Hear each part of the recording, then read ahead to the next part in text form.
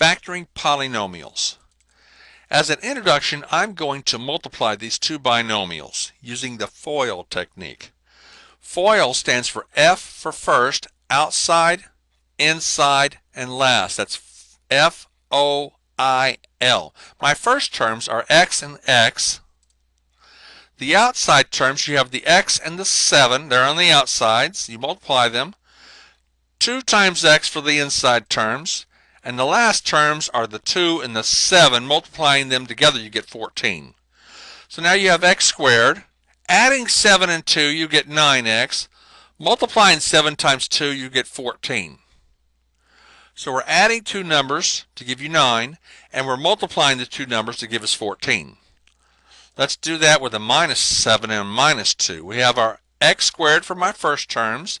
The outside terms is a minus 7 and an x. The inside terms minus 2 and x. And negative 2 times negative 7 is a plus 14. Adding negative 7 and negative 2, we get negative 9 plus the 14. So when you multiply negative 2 and negative 7, you get 14. When you add negative 2 and negative 7, you get negative 9. Okay? Using minus 7 and a plus 2, you get your x squared. You have your minus 7 times x. You have your plus 2 times x. And then you have 2 times minus 7. 2 times minus 7 is a minus 14. Then I have my x squared. When you add a negative 7 and a plus 2, you get a minus 5.